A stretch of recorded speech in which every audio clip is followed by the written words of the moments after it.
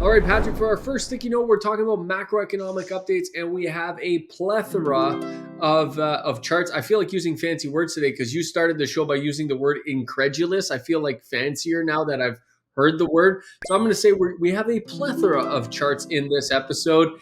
Here's one, Patrick, where Canada's household debt service ratio is hitting record highs. Now, what I find interesting about this chart, and then I'll let you comment, is it's forecasting into the future. I'm curious to see if this chart has taken into account any rate cuts, because obviously rate cuts would change this chart in the forecast. Yeah, they don't say in this particular chart, but to your point, number one, we look at charts, we look at the data, and then we try and do our best to connect the dots. Is what does that mean to us as investors? So when we start to look at, the household debt hitting record highs, I mean, to me, that says, okay, spending is going to have to stop. Now, keep in mind, is spending will slow down. That was the whole point of raising rates. That's why the Bank of Canada does it, is to slow down an economy. So, it's having that impact, it's having that effect to the degree it is. It's hard to trust any numbers these days, whether it's US or Canada government, by the way.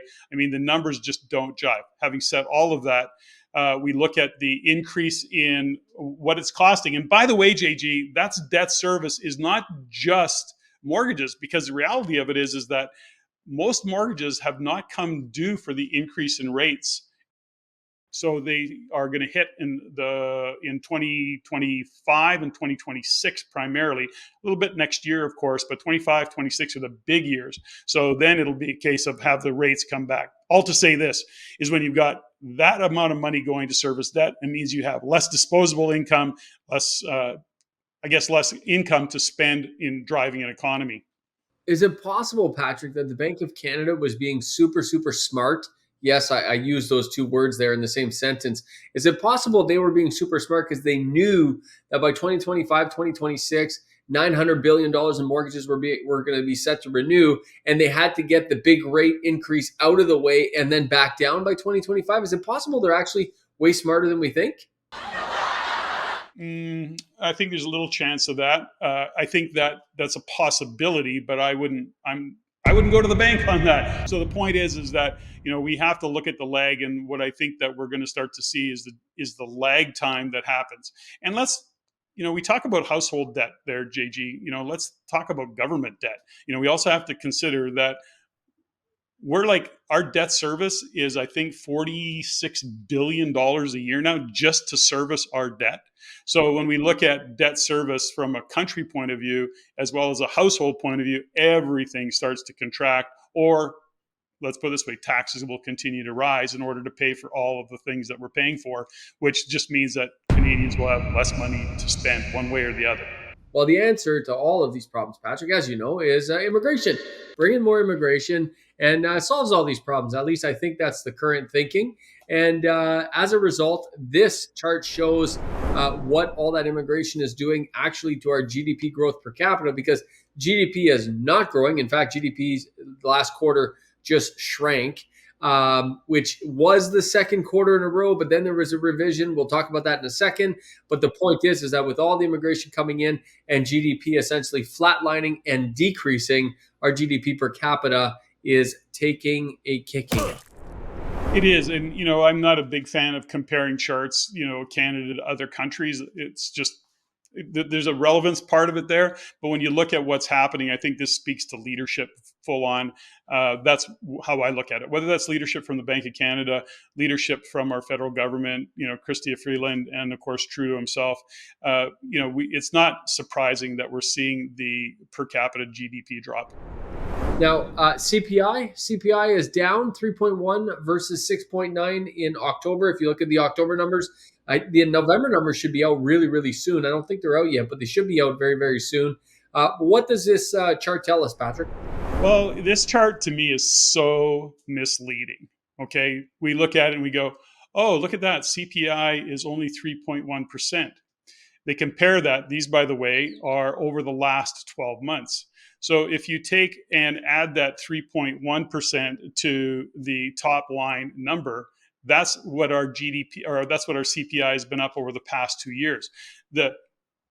I guess the view of this chart, if you read that headline, is that we're only at 3.1%. Well, that's 3.1% on top of what it was last year when you compare that number. So over the past 2 years, and I can't quite read that top line number, just 6.9. It was 6.9% in 2022, and it was 3.1% in 2023. So that's a total of nine. It's actually 10%. 10%. 10% over the past 2 years. That doesn't include 2021. So again, when we look at these charts, everybody's celebrating 3.1. Again, our, Christia Freeland will come out and go, we've got this, or the Bank of Canada will go, anyways, it's a little bit, again, I'm having trouble not being cynical with all these things that are coming at us these days. But ultimately, we have to look at the chart for what it is. Well, and you're right. It's not that it's and listen, we know headlines, Patrick. They're written by journalists to sell newspapers and to sell viewership. But the fact is 3.1% is a heck of a lot better than 6.9%. But it's still gone up a lot in the last 2 years. There's no doubt. People are feeling the pinch, and when you combine inflation on top of the debt service, I think that's why. And we're seeing this across the economy. Patrick, as you know, I own a marketing agency, and the conversation with every single one of my clients in the last couple months has been, my gosh, it's just hard to get people off their wallet right now. Everyone is literally sitting on their hands, sitting on their wallet. No one is doing a whole lot. So I find that, that people are feeling the pinch. There's no doubt about it. But let's look at this, JG, for what it is. What we actually have been, I guess, programmed to think is that 2% inflation is a perfect target. Well, what people don't really take the time, and I don't think we've done a good job of even shining a light on it, is 2% per year is over 10 years, 20% plus, because it's more than that because it compounds. That's what I'm saying. So that's compounding. There's no way in hell that people's income have gone up 20+% over the past 10 years. Now, some have, but the majority have not, number one. Number two, the costs have, in fact, that's an average of 2%, and how they read CPI and the way they change the bucket around and all of that.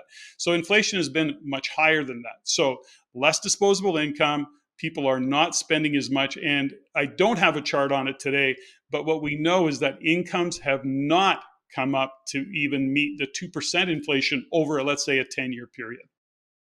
Yeah, and I'm because I'm not nearly smart enough in my mind to figure out what 2% compounded for 10 years is. I asked ChatGPT to figure it out for me, and the answer is 21.9%, Patrick. 21.9%, just under 22%. Yeah. So what did people do? It kind of fooled everybody in general because interest rates were very low. So everybody was borrowing their future. So in other words, they're pulling, as the term is, pulling their future into today. I mean, we're looking at it from a real estate investment point of view and leveraging capital, but lots of people were buying boats, they're buying lifestyle, they're buying renovations, they were doing all sorts of things with that money.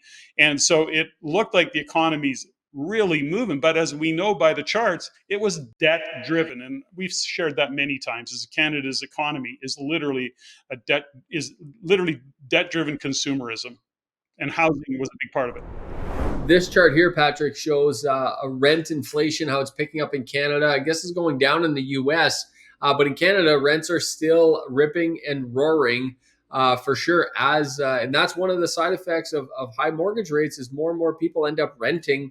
When you have really high mortgage rates, that means that more people go to renting. And we've talked about that a lot on the show, where actually the renter profile is better than I think it's ever been in terms of some incredible renters out there looking for a great place to live, can't afford a mortgage. They end up renting. By the way, that has an effect. That has an effect on the entire rental market. And that's what you're seeing here today, because those great renter profiles that make six figures in their family or more, they can't necessarily afford a home, but they're willing to pay more for a nice home to rent. And as a result, this starts pushing up the rents. And we've been seeing that, Patrick. Look at this chart since early 2022. Yeah, 100%. And we've shared this many times, and this isn't going to change anytime soon. We'll hit that ceiling of, how high rents will go, and it'll be still driven very regionally. But ultimately, to your point, JG, people are bumping up against affordability, qualifications, interest rates. So what are they doing? They're renting. And there's a very limited supply of the right type of housing for renters. And so for investors who are paying attention, really taking advantage of the market right now, because we know there's deals out there, you've got a lineup of clients, and it's up to us as investors to accommodate those clients and be really clear on who our demographic is, where we're going to put our store, if you will, where we're going to put our business called this rental property, and the type of rental property we're going to buy. We have to think about all these headlines, all this data is wrapped around an investor mindset, not a home buyer mindset. And that's where it gets really challenging if you're just reading headlines. All right, Patrick, I want to move on to, I've been excited to talk about this the whole episode, and that is that we got Q3 GDP data came in, it was negative. Now, this actually got washed over because Q2 data was originally negative. It was negative 0.2%. Now, it has been revised up to 1.4%. Therefore, we're not technically in a recession, but I find it fascinating, Patrick. And I talked about this a year and a half ago, where I said it's very difficult for countries to figure out when they are in a recession because this data is continually being revised all the time. It's negative, it's positive. So by the time the recession happens, it'll show up in the data typically a couple of quarters too late. And this is interesting because here you have the second quarter of negative GDP. Could have indicated a technical recession, which that doesn't mean a whole lot, but hasn't happened because Q2 GDP was revised positive. Well, we've been saying, gosh, for how long is we just don't see the data showing up for a recession. Now, has it slowed down dramatically in some areas? For sure.